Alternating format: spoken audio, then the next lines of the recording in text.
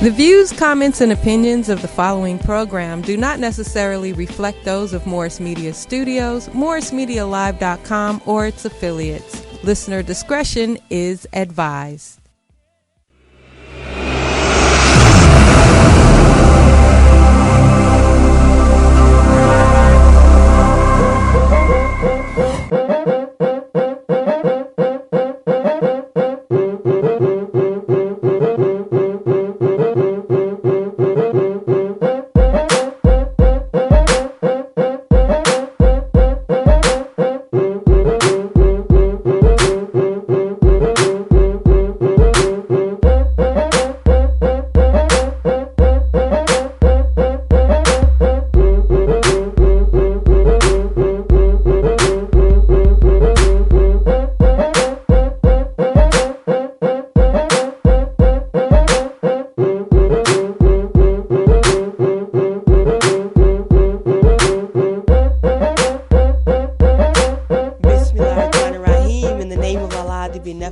The merciful. Assalamu alaikum. That means peace be unto you. I'm Sister Charlene Muhammad, and welcome to Liberated Sisters, recorded live right here at Morris Media Studios. In studio with us today is Skid Row activist, self-appointed mayor of Skid Row, DJ General Jeff. He's going to bring the Skid Row report. Also, Brother Jesse Muhammad of the Farrakhan Twitter Army is going to bring the Farrakhan Factor. But first, the Justice Report.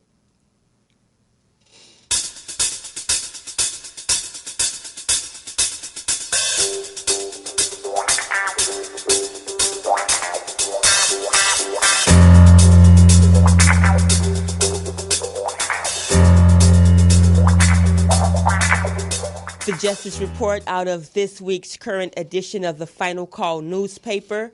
America kindles God's anger and wrath. That's Minister Farrakhan's center article. The cover story, Disaster at Your Door by staff writer Brian Muhammad. Natural disasters and acts of God are striking with more and more severity. But what's at the root of these destructive storms? What should you be doing to survive? Is there any refuge? That cover story is on page 3. Also, Upon This Rock, celebrating the past, building a future legacy. The nation came together and honored the Honorable Minister Rahman Muhammad and launched the Circle of Life Rahman Foundation. And I want to also call your attention to one more story written by myself. Can Blacks Survive America's Changing Workplace? This is talking about the future of jobs, how Blacks and Latinos are being impacted by automation, which is the use of technology and machines in place of human labor. So you can read all of these articles, and particularly with Brother Minister Emeritus Abdul Rahman Akil Muhammad and the Circle of Life Foundation. You can donate to that. You can go to NOI.org, but also Circle of Life Foundation. You can Google that. Please donate. We're putting out a documentary about his life, and also you can see the live stream of the celebration that was held for him. That was so beautiful. So finalcall.com for that news and more, and that's the Justice Report. And right now we're going to turn to the Farrakhan Factor with Brother Jesse Muhammad.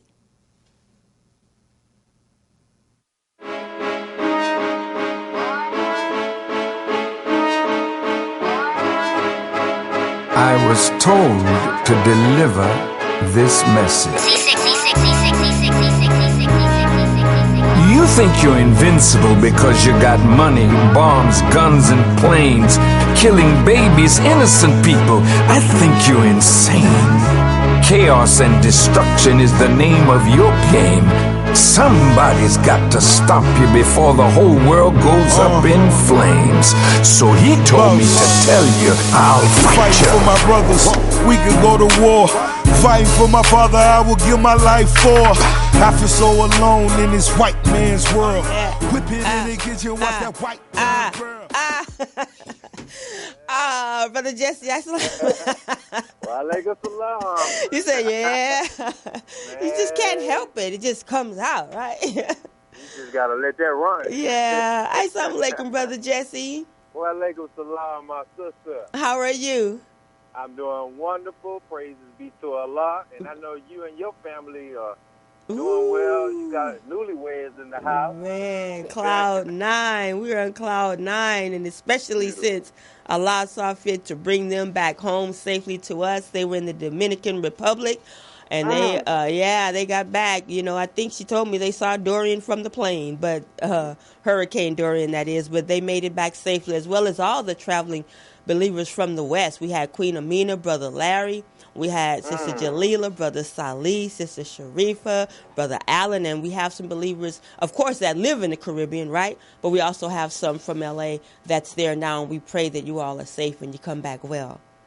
Yes, But yes, Brother indeed. Jesse, we're very happy and excited to welcome Brother Jabril Mikhail Muhammad, a strong young soldier, to our family. We have been tremendously blessed. Man, praises be to Allah. Prepare the royal baggage. Boy, you crazy. She's your Beautiful. Brother General over here cracking up. We got DJ General Jeff in studio with us, Brother Jesse, Skid Row homeless activist. Hey, how you doing, my brother? Greetings, my brother. Greetings to you. Always wonderful to be in the presence of soldiers like you. Yes, sir. Warriors that are on the ground, man. So Charlene, this is the farewell Farrakhan Factor. I was trying not to say the F word. Ooh, that's it. But yeah, Brother Jesse, tell us why, Brother Jesse, is a Farrakhan Factor farewell for him. We're going to still bring you the factor, of course, but for Brother Jesse, he's got to take a reprieve on this. Tell us why, Brother Jesse. I got to submit to it. I got to submit. Right, so there's so many assignments and things that are upcoming for your brother. Personally, for our nation and serving our beloved minister. That's right. And you know me, I like to stay committed, and I just foresee in my schedule I won't be able to consistently be available on these Tuesdays, and I can't keep telling Charlene next week. Like, where you at? Charlene be like, hey, brother. Where you at? I just first, but again, even with the word farewell, this is just a temporary pause. That's right. So would say it's not like I won't be back forever. That's right, and jump in any time, please. Exactly. And so I just first want to thank, my dear sister, as I shared with her, from a personal standpoint, about 3 years ago, or a little over 3 years ago, I lost one of my dear friends, Brother Zen, known as Zen, here in Houston. And I was a guest on his show for several years with the Word with Brother Jesse. And after that time of his transition, I really didn't have a desire to be back on the radio doing really any commentary for a while as I continued to think of my brother and look through his archives and obtain his historical documents that his wife blessed me with. And so when Sister Charlene, when you approached me about doing the Farrakhan Factor, it was right at a time where I had pretty much came through my healing process. Over that loss, so it was a beautiful timing of it, and you, my beloved sister, have really ignited me to get back into this radio sphere. As you will see soon, an announcement will be coming from your brother, and going from there. So I'm so grateful for you, beloved, for bringing me on, and the Farrakhan Factor has been dear to me, and we know that the Honorable Minister Louis Farrakhan's last address to us on July the 21st, or his latest address, I should say, it is constantly unfolding a little over a month later. I don't know how many of us saw the words King of Israel and King of the Jews trending on Twitter. Right. As Trump had quoted some guy, that called him a king of the Jews and the best president the Jews have ever had. Well, if we go back to the minister's lecture, he said that Trump wants to be a king. Yep. But he also said that those of us who are in our organization, Sister Charlene, we have kingish mentalities and desires as well. Yes, he did. So he brought it on home, and then Trump messed around and said at a press conference that he feels he's the chosen one and looked up to the sky. So something is definitely, going on. And then the minister, as he said for decades, he told us to watch the weather. And, I heard today on one of the major news networks about Sister Hurricane Dorian. He said that Dorian been moving at 1 mile per hour. 1 mile, yes. 1 mile. Now, I don't know if any of you all have ever tried to drive a car at 1 mile per hour, but that's very tough to do. Not in L.A., brother. Exactly. Oh, yeah. For sure not here. Not here, unless you're in traffic. Even, but all that to say, he said an interesting thing. He said, well, what are we supposed to do, Governor Scott, you know, if a storm is just sitting like this? And the governor and the reporter said, these storms have a mind of their own. Yeah. Well, we beg your pardon. That's right. The Honorable Minister Louis Farrakhan said on July the 21st that the Mahdi is not just one that guides human beings, but he also guides the forces of nature. Yes. So it has a mind of its own, but it's the mind of the one that has power over all of these things that are going on. And so much is unfolding. And so I invite, as we always have done on this show, Sister Charlene has continuously done it even before I came on for this segment.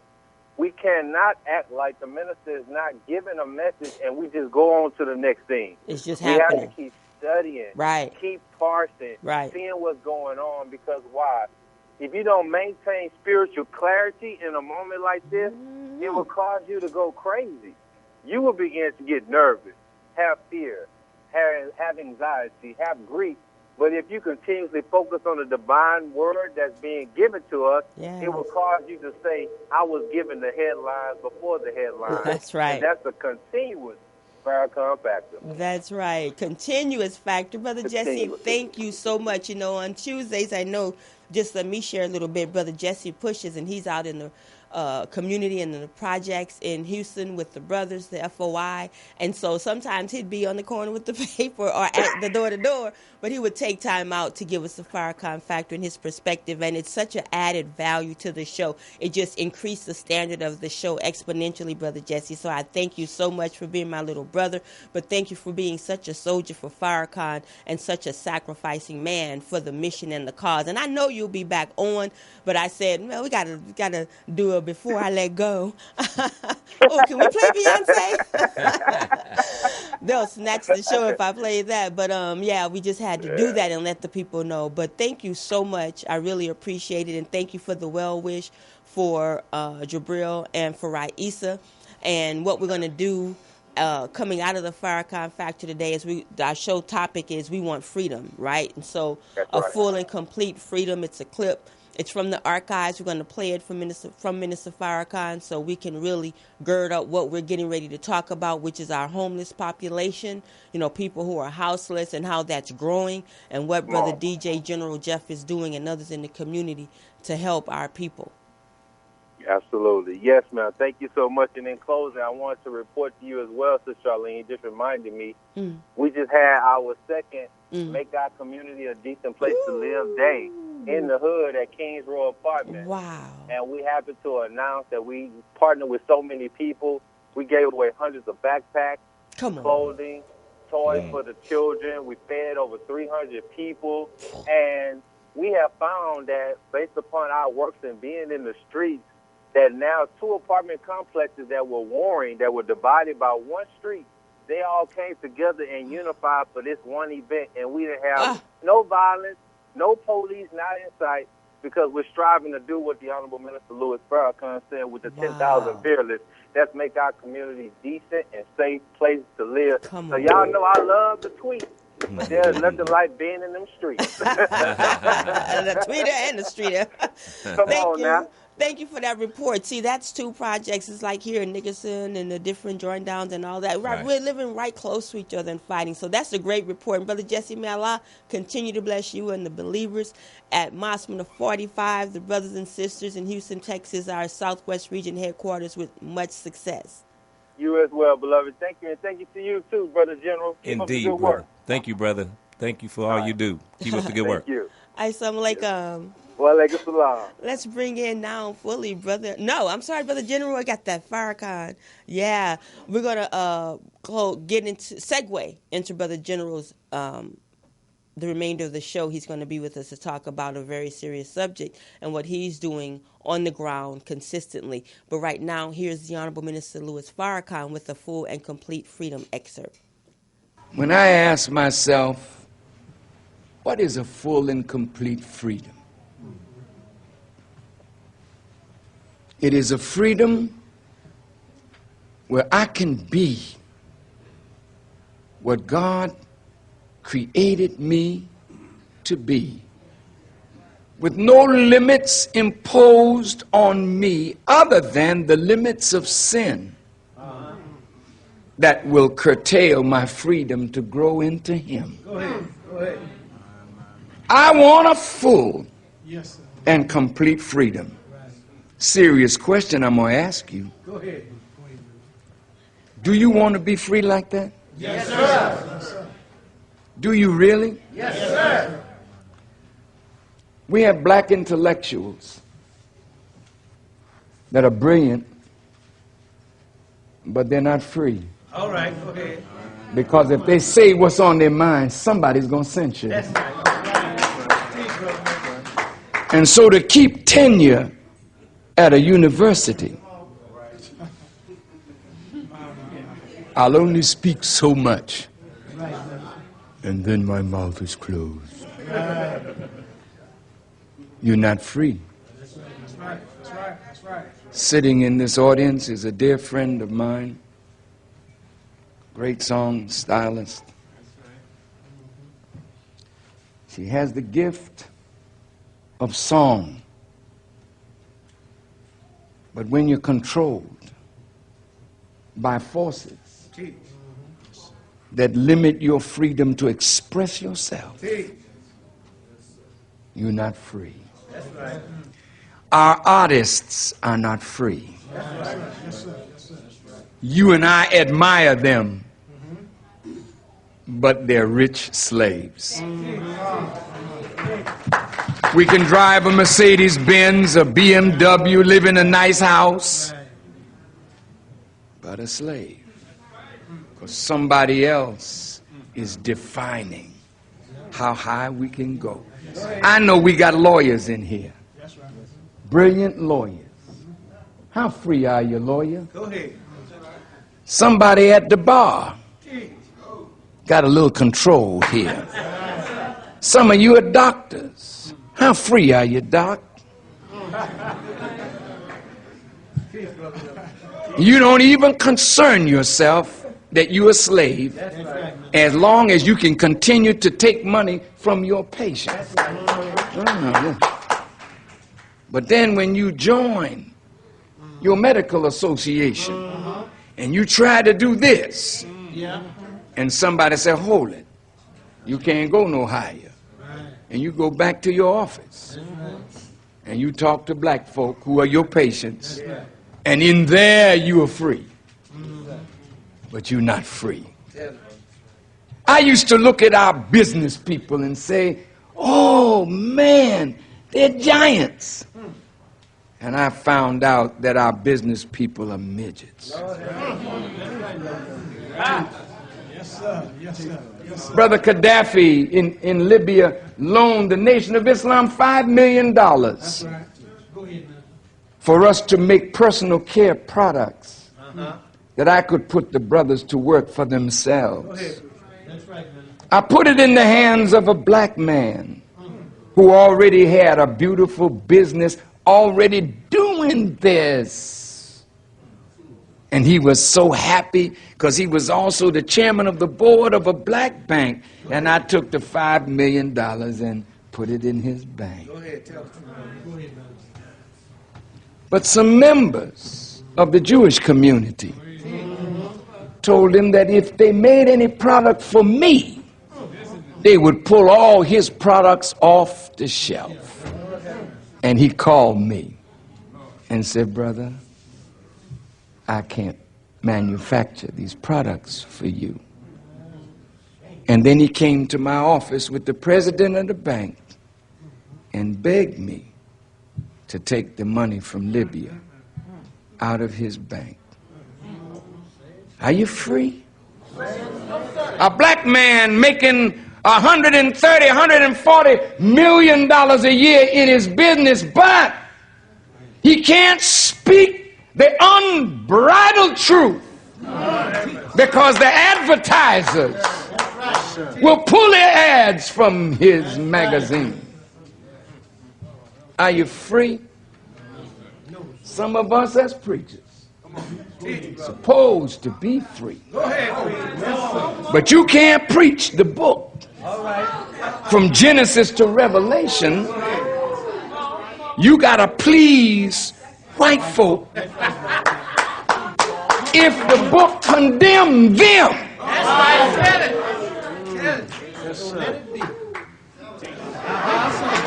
And over here, the Lord said, stop by the office in the morning, Reverend, and I'll give you a buttered biscuit and a piece of fried chicken. How in the world can we be free? Bringing spiritual things under political rulers. Yes, sir. Yes, sir. Yes, sir. I want a full and complete freedom. Yes. I say I'm a Muslim,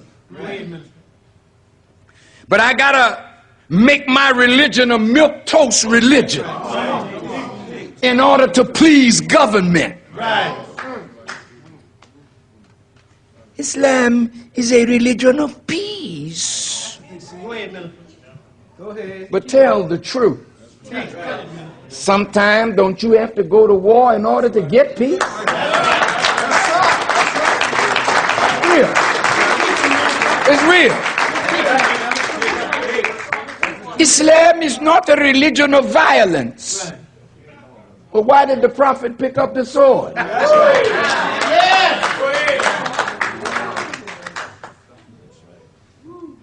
You can't make Islam a milquetoast religion, and Christians, you can't make God some punk God that you can do anything you want to do and God is not going to hold you responsible for that.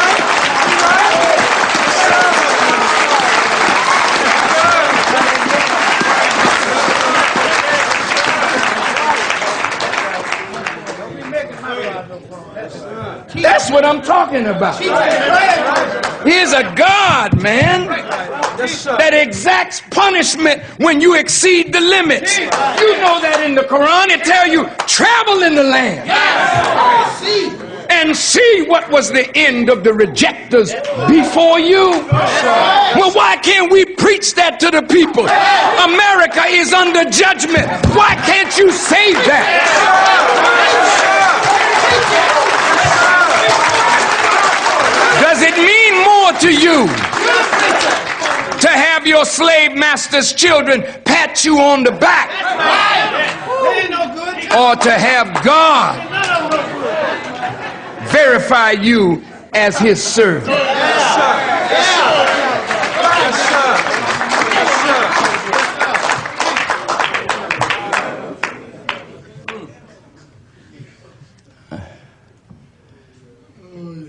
Satan is happy with passive religion.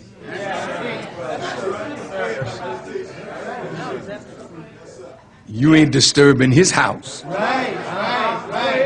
You come to church and you shout, you sing, you praise him, go out the door, and you recognize he's the boss.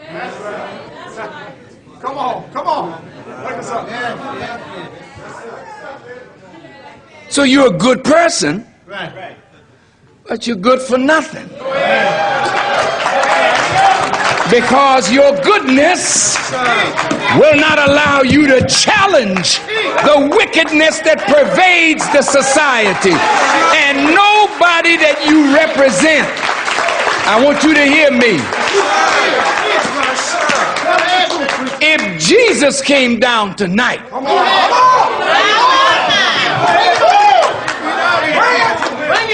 Jesus not going to walk by the derelict. That's right. What are you doing living under the bridge when God gave you a universe here? Come, son, get up from under the bridge and let me show you. That's what Jesus would do. Jesus would see the prostitute. He would lament. But he didn't pass by Mary Magdalene. He changed her way of living. Prophet Muhammad, if he came here tonight and he saw the suffering of the people, what would he say? Come on, let's have Juma prayer and read the Quran and learn Arabic and then leave the people in that condition. What kind of religion do you have? And it don't make you ache when you see your people suffering like this.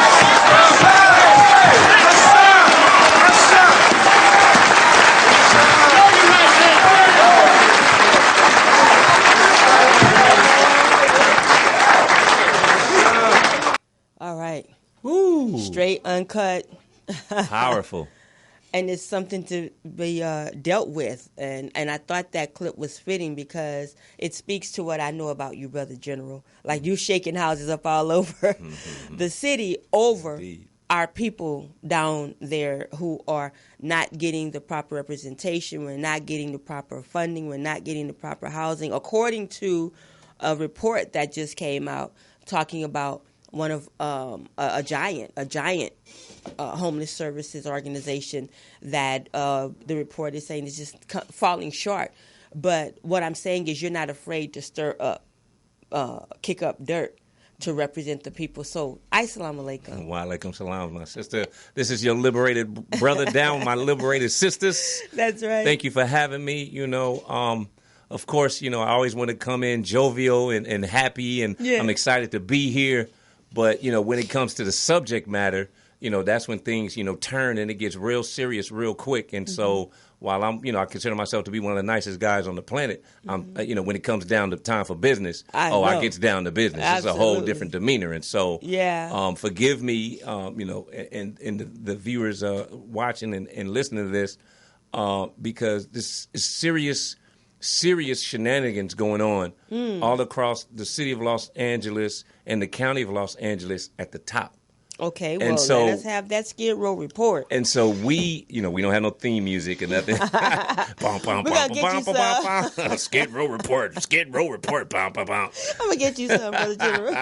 Thank you for that. Dun, dun, dun, dun, dun, dun, dun, dun. This just in.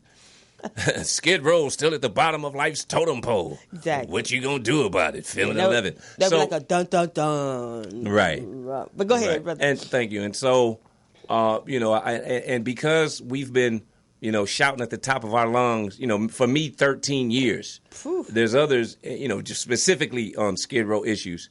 As a Skid Row resident, as a Skid Row community leader.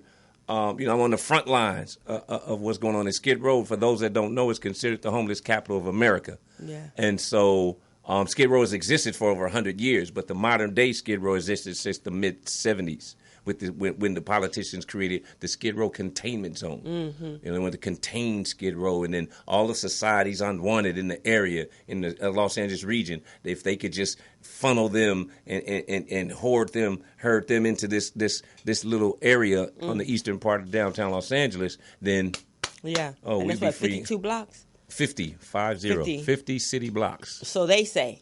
Because that block extends to Carson, Long Beach, you know, right, and so, the West Side. Well, you know, and you know, not only myself but other activists like all across the nation. Yeah.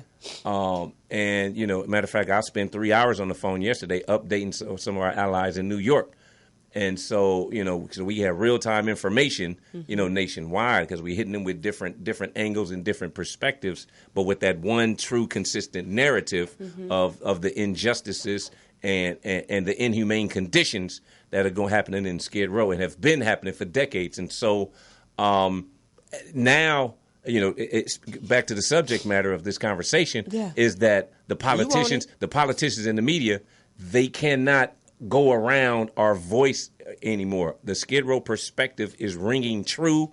You know, whatever their you know, solutions were, you know, we've gone through. You know, they always come out with these 3 to 5 year plans, reports and plans. These 3 to 5 year solutions. Oh, in 3 to 5 years, Skid Row will be changed forever. Okay, well, after that 3 to 5 years, and we complain about it, another 3 to 5 years, another 3 to 5 years. We've gone through 3 different sections of these 3 to 5 year like mini plans. But the numbers are going up.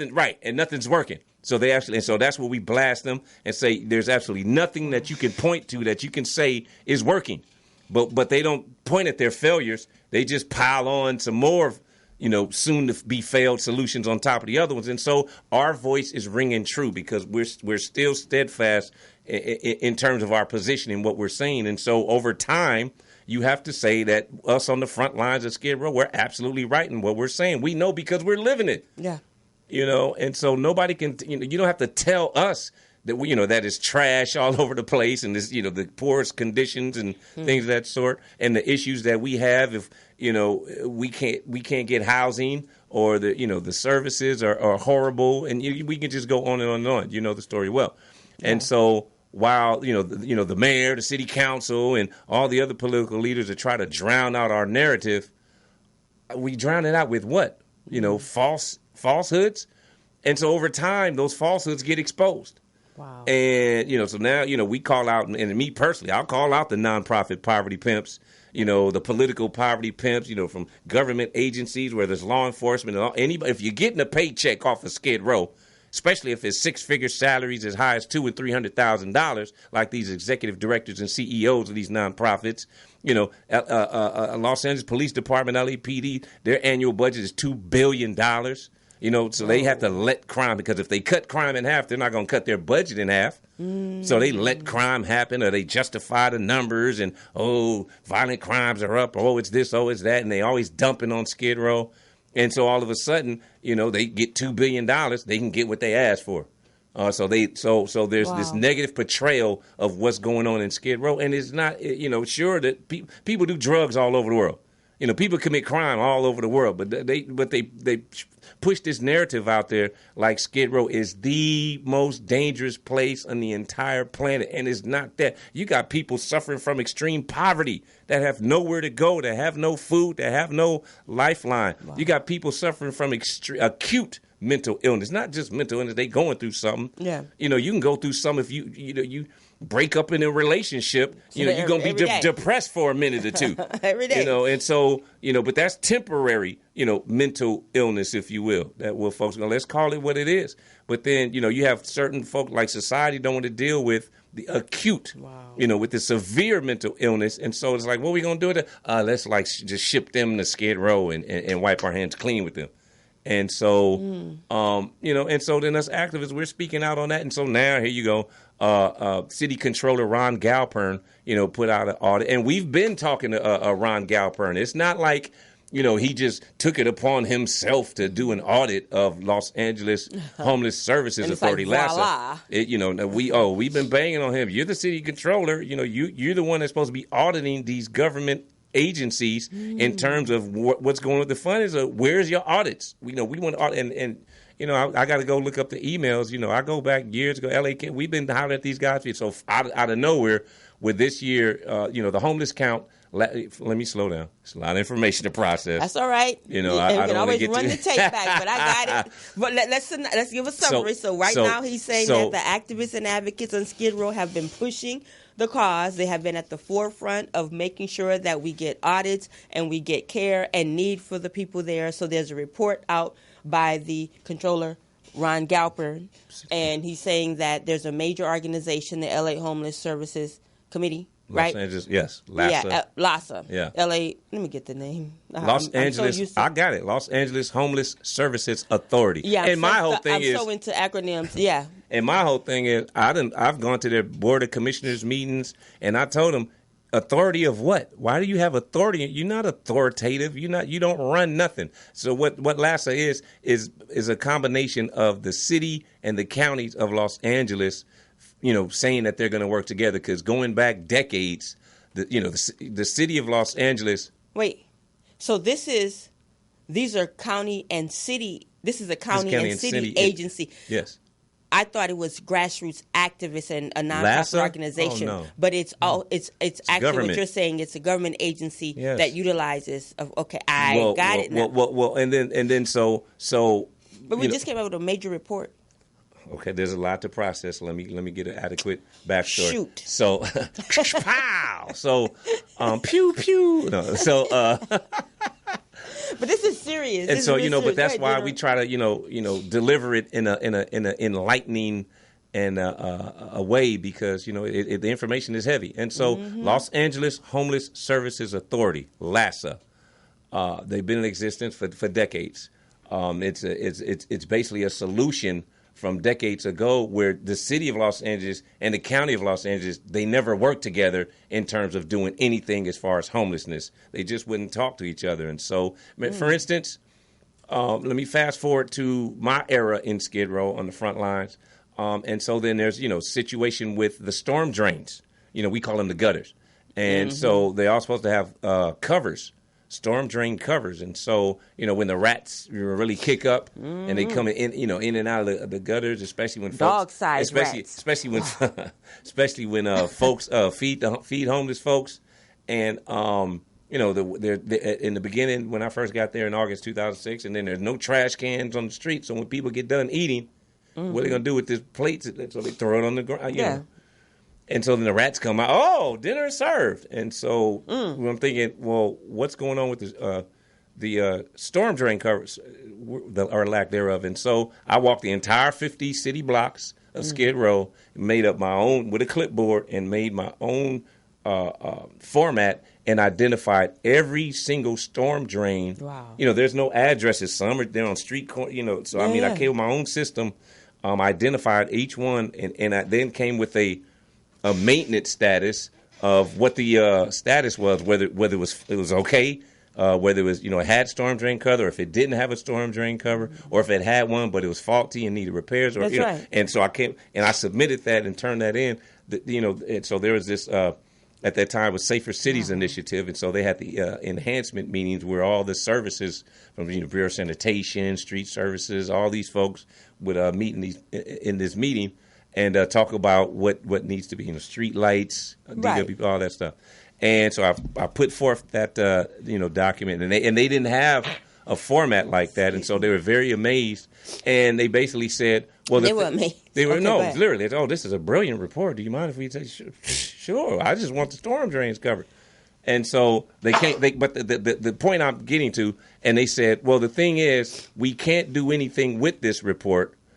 And I was like, okay, wait a minute, what? And they said, yeah, we can't do anything. And they said this in the meeting. We can't do anything with this report because, they basically said half of the storm drains in Skid Row are owned by the city and the other half are owned by the county. And we don't know which ones belong to who. And so the city, of Los Angeles, we're not going to pay to fix the ones that are owned by the county. Wow. And actually we can't because we would need them to sign off on it and give us permission to, blah, blah. And it was this whole... politics. So right, and so of course they've never been touched, and so I'm just to show how the city, and that was an example to show how the city and county don't work together, and so decades ago there was this concentrated commitment to say we're going to force the city and the county to come together to work specifically on homelessness, and so that's why they created the Los Angeles Homeless Services Authority.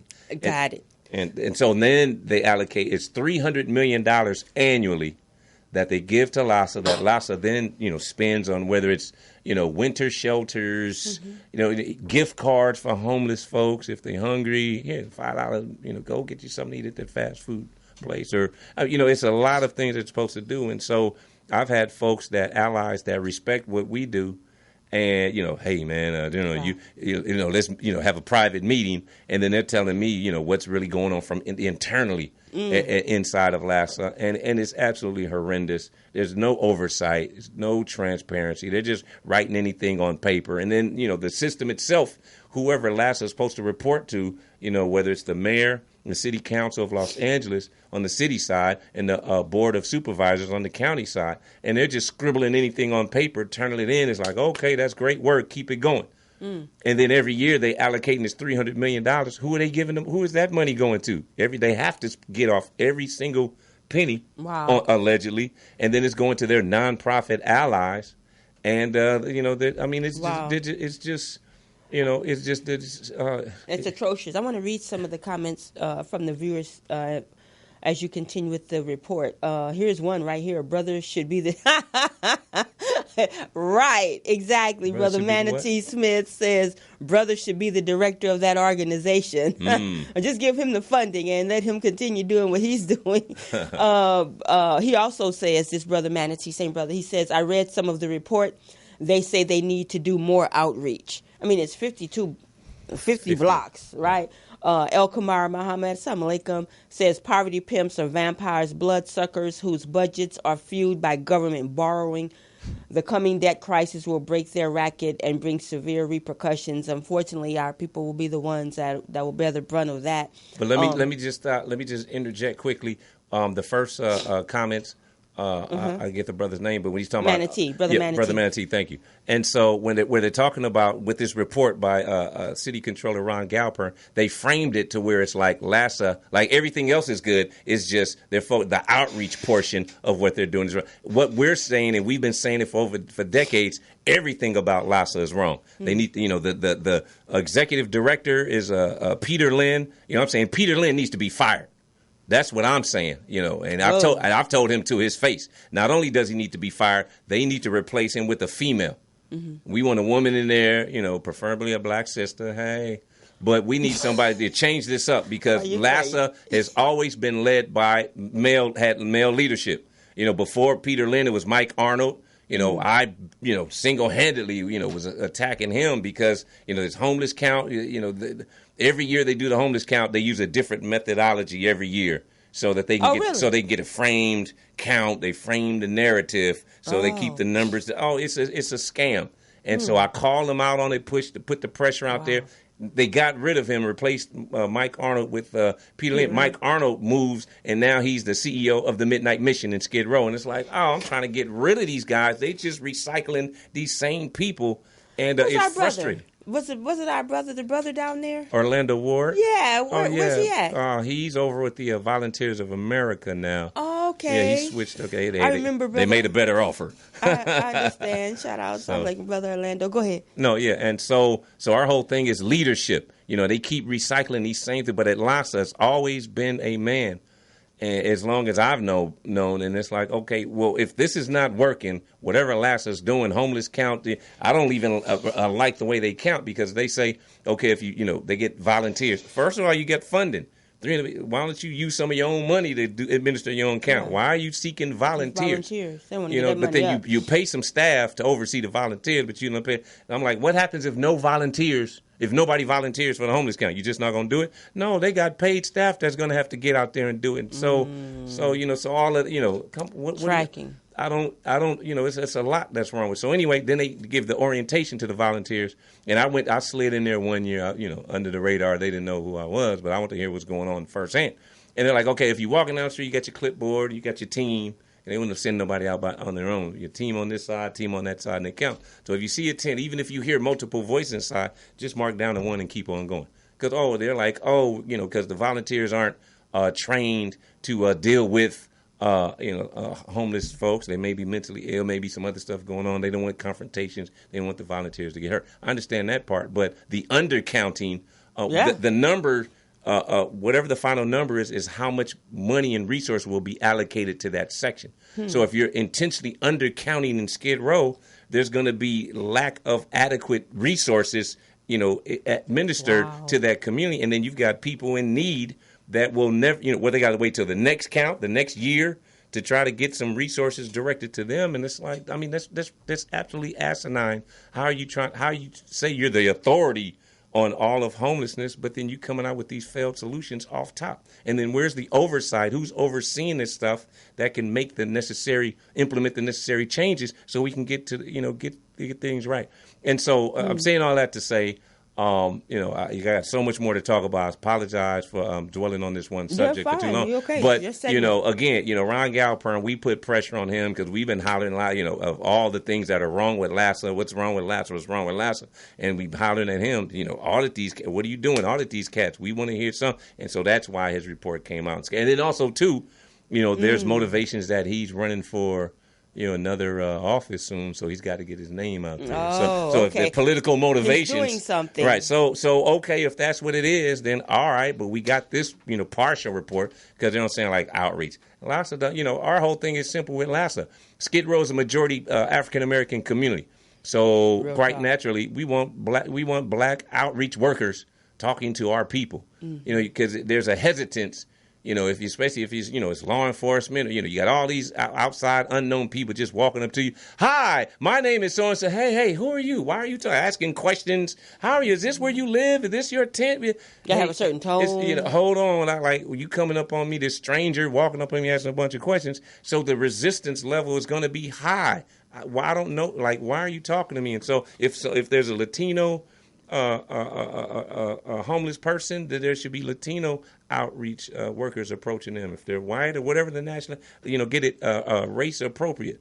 And so then that helps to break down barriers to where the bond can happen, because you have to bond with people if you want to try to get them off the street. You can't just pull up in the van and say, hey, get in, I'm going to take you to the shelter, and you're going to be I'm not getting in that van. Who are you? Especially it's all-white van, no signage. What logo? What organization? What are you talking about? So health and safety. So there's a certain way to do things, but they always come and on paper, in the media, on their websites. They push out all this information about all these solutions they've got, and then they wondering why this stuff's not working, because they're not listening to us. That's what I want to. Yeah, I'm just saying we the people that are in on the other side of this thing is two-way street. The people that are going through homelessness, the people that are out there rubbing elbows and talking to the folks that are dealing with homelessness, you got to... And serving, and actually literally serving them. So they haven't come, like, for instance, for the count. For instance, let's just take the count. No one's coming to... You don't have an organization. You just are an organization. I do have an organization. I don't promote it. We just do the work. My organization is Issues and Solutions. I haven't heard you say that in a while. You're right. We because it's not about, it's about me. And we're not a nonprofit. We contacted my organization. We contacted the IRS to start an LLC. Issues and Solutions started in September 2007, and so we went to IRS, and IRS said, "Oh, your track record is impeccable. How about you dissolve this application, come back and refile, and we'll approve you to be a nonprofit in less than 30 days." Mm-hmm. Like, no, we don't want to be a nonprofit. Mm-hmm. That's why we're filing this way. So, actually, they had at that time a different business model. It was on the books, and it was like, and they told us, we really don't approve these types of organization structures, these business models anymore.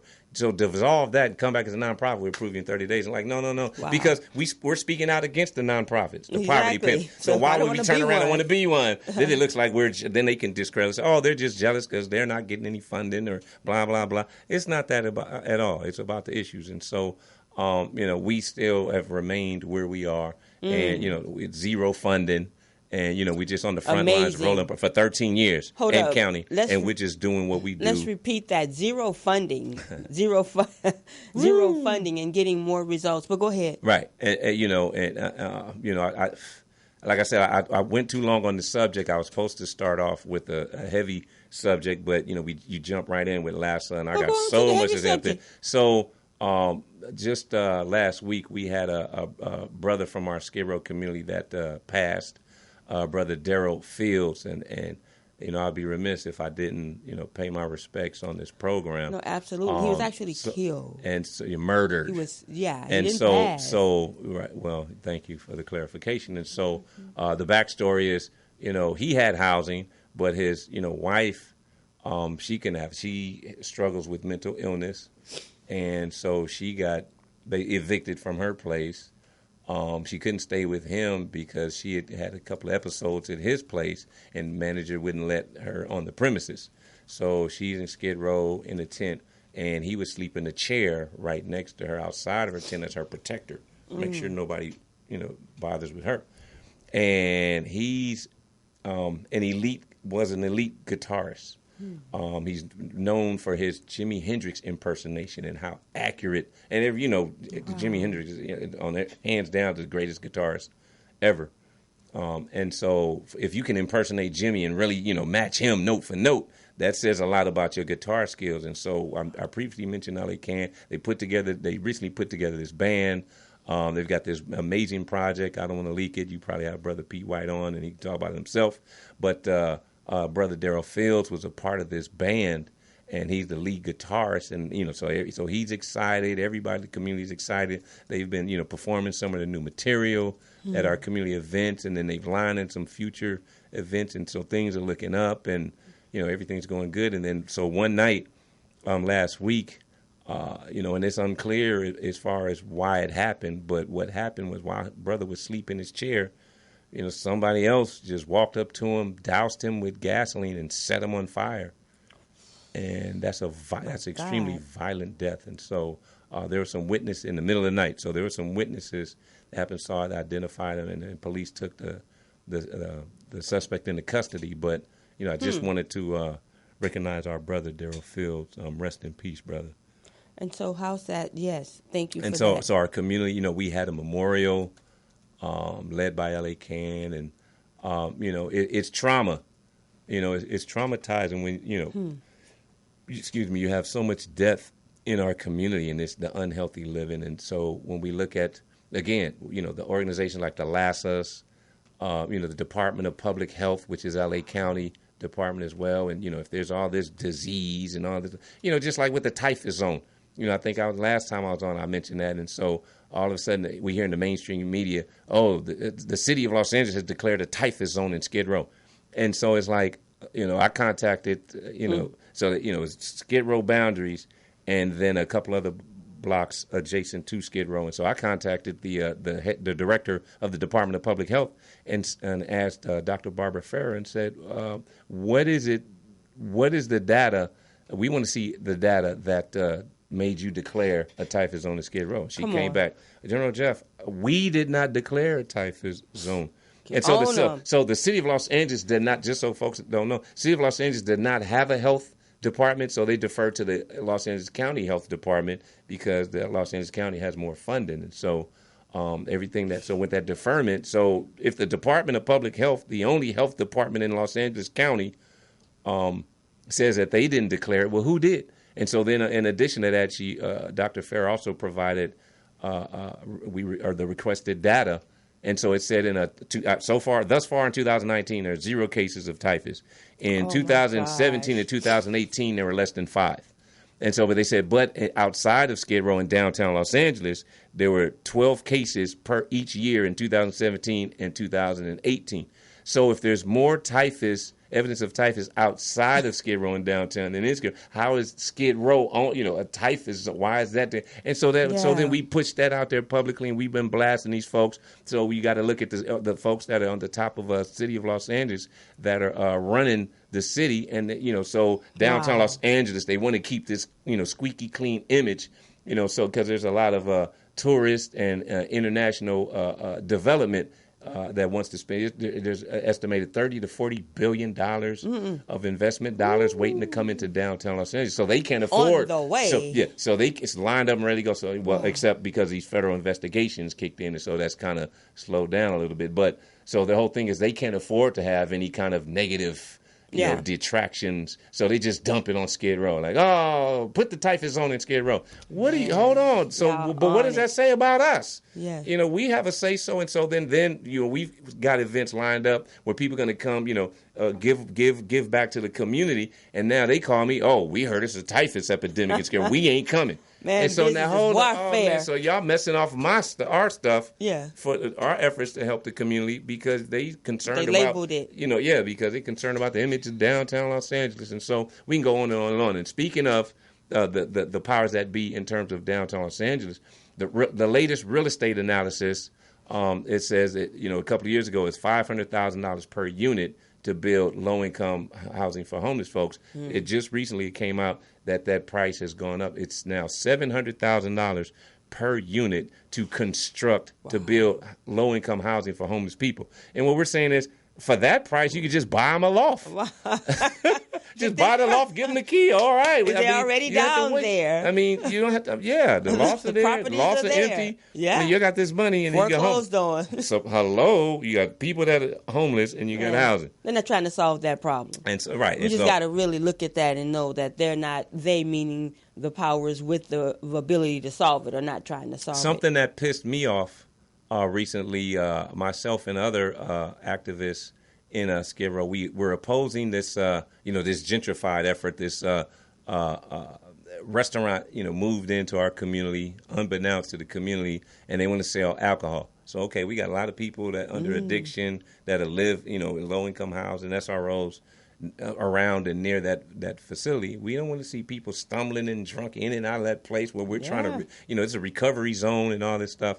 And so, they pushed it through in City Hall. We missed it there, the fight, but then we caught it at the state level. They have to get it level on the state, ABC, alcohol beverage control. And so we fought it. Our appeals were, our oppositions were approved, and we had our first day of hearings. And it took so long, they're like, we got to come back for a second day. But the alcohol ABC representatives representing the state said that they recommend to approve it because, it's an administrative magistrate judge that's overseeing this. But they, in their report, ABC's report, as you know, I'm cross-examining her, and they take an oath. Right. And she at one point she explained, because I'm like, why aren't the residents involved in this process?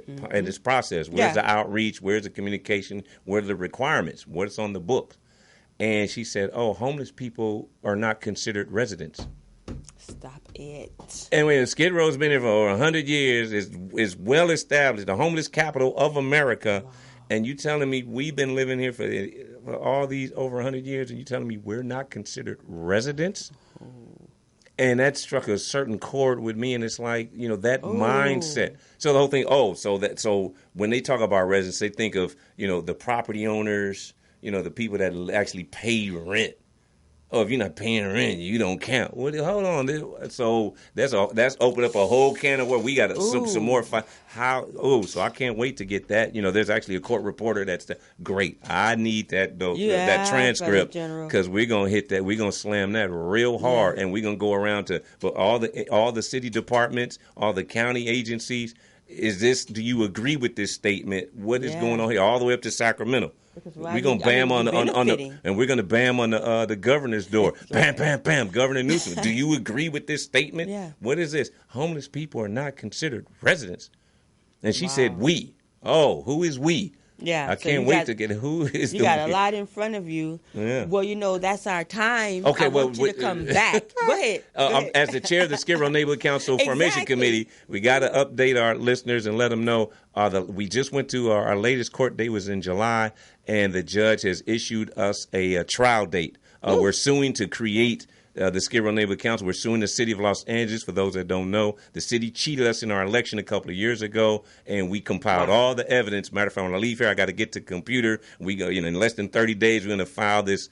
It's a scathing report. Wow. It's all the smoking gun evidence. We're going to release it. But the judge has issued us our trial date, so it's February 5th, 2020. Ooh. So we're going to come back and talk about that, especially when I'm going to allow you a chance to read the report that we're about to drop on them. And please. I think we're going to end some political careers with this one.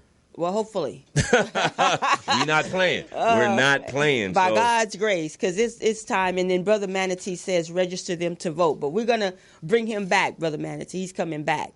Thank you, Brother General, for Thank you for having me. Just so you know, voting, no matter who's in office, nothing is happening good for us in Skid Row, so why bother? Yeah. But we'll talk about that next time. I think it's on that resident kind of comment. But we're going to, that's amazing. So Brother General is going to come back with all of that. Thank you so much. Thank you for having me. Because this is a real Skid Row report. This is the backstory to what's happening with the scathing report, what's happening with LASA. And it's a few months ago, it did a major report, and people were very excited about that. But we just want to make sure to keep our people who, not just on Skid Row, but blacks have been declared a permanent underclass, whether we know it or not. But we are not that, and we refuse to believe that. And we have people on the ground that's working to make our communities safe and decent places to live, as the Honorable Minister Louis Farrakhan has asked, instructed, demanded of us. And so thank you again, Brother General Jeff, because when I got on the ground writing for the final call and reporting, you were there. So I really appreciate that. Indeed, all the time. Thank you. I'm here for you. Thank you. I'm Sister Charlene Muhammad. Thank you, Brother Jesse. Thank you, Brother General. Thank you, Sister Felicia. And Morris Media Studios, I'm Sister Charlene Muhammad saying if it's impacting our community or can uplift us as a people, thanks for tuning in. Let's talk about it. Peace. Peace.